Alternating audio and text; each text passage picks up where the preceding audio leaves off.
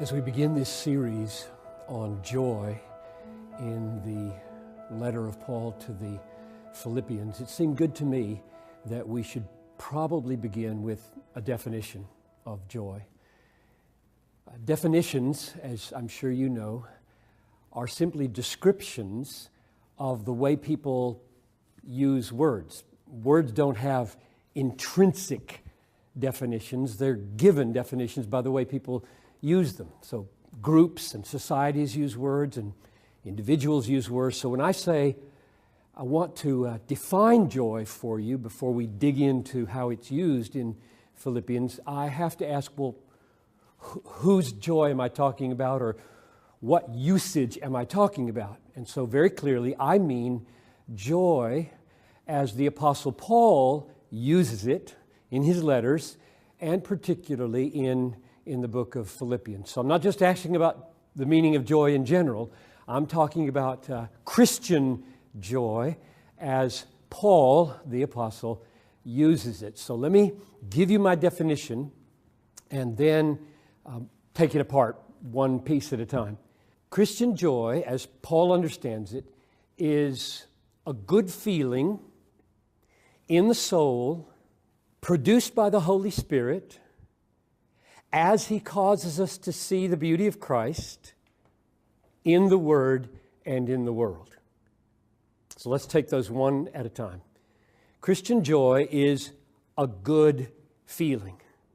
And by that I mean it's not an idea, it's not a conviction, it's not a persuasion, it's not a decision. It's a feeling, or I use the words interchangeably here, an emotion.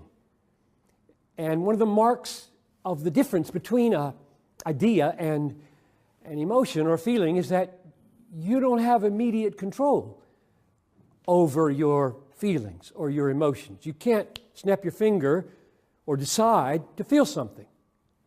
So for example, if you're camping, I'm going to go camping in a few weeks, and it's the middle of the night and you wake up and there's this gigantic silhouette of a bear outside your tent, grizzly bear.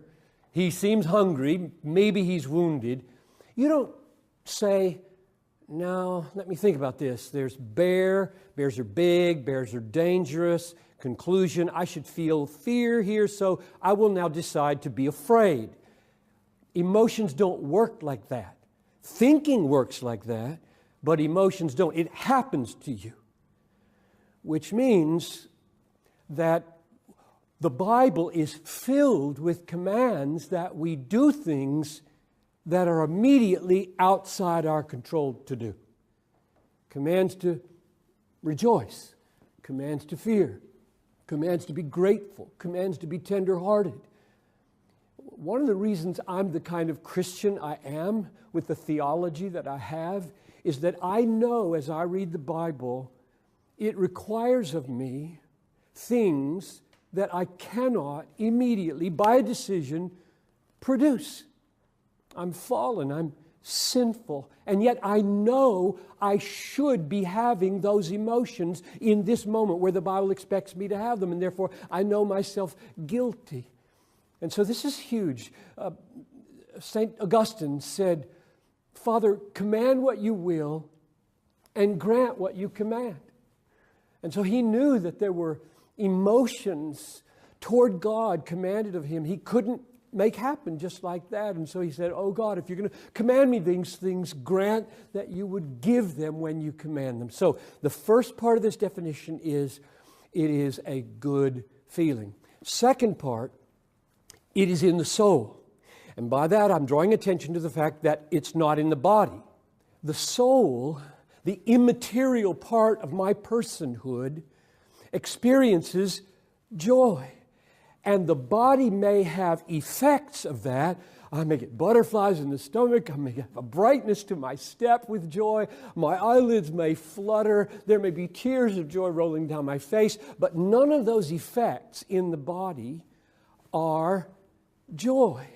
They are distinct. The body is chemicals and muscle and nerve and made up of electrons and atoms and molecules, And when those things move, that's not a moral event. So the body doesn't have right and wrong. A movement of my arm back and forth has no moral significance until I tell it by my will or my emotion to punch somebody, and then it becomes bad. Or hug somebody in need, then it becomes good. But it's my soul that is imparting virtue, right or wrong, to the physical dimensions of my life. And the Bible clearly says it's right to feel joy in God. It's wrong to be anxious about this situation. And therefore there's a rightness and a wrongness to these emotions. And therefore they're not mere bodily movements. They are movements of the soul. That's number 2. The third part of the definition is these movements of the soul are produced by the Holy Spirit, which is clear because I cannot make these things happen. They're called the fruit of the Holy Spirit. Galatians chapter 5, verse 22, the fruit of the Holy Spirit is love, joy, peace.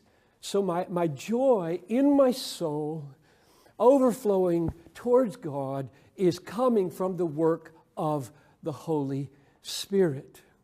And the fourth piece is that He does this, the Holy Spirit does this, not magically without my mind being engaged. He does it by causing me to see the glory, the beauty of Jesus Christ. Galatians 3:1 says, rejoice in the Lord. Well, how do you rejoice in the Lord if you don't know anything about the Lord? How do you rejoice in the Lord if you're not seeing things about the Lord that cause joy to rise up in your heart? And that's the work of the Holy Spirit. He doesn't just flick a switch and you rejoice with no mental content whatsoever. The Holy Spirit is given, according to John 16:14, to glorify Jesus Christ, which means the Holy Spirit opens the eyes of my heart to see the beauty of Christ. And when I see Christ in all that He's done, in all that He is, then my heart is drawn out in joy towards Him. So the Holy Spirit bears this fruit by causing us to see the beauty of Jesus Christ. And the last piece, the fifth piece, is we see Him in His Word and in the world. It's obvious that the most authoritative and the clearest place where we see the beauty of Christ is in His Word. That's why the Holy Spirit, who is charged to glorify Christ, inspired the Word so that we could read the Word, know the Christ, have eyes to see the beauties that call joy up out of our hearts. But it's not just in the Word that we see Christ. We see Him in His gifts, in people. We see Him in His gifts of nature. We see Him in His gifts of food and all the good things that our Father in heaven gives to us. Every gift of Christ to us is intended to be a communication of something of Himself. And so we see Christ not only, we taste Christ not only in His Word, but also in His works. So, when we take up joy in Philippians now, and it's incredibly important place, not only in the book, but in the Christian life and in God's whole scheme of things, the definition that I'm working with is joy is a good feeling in the soul, produced by the Holy Spirit, as He causes us to see the beauty of Christ in His Word and in His work.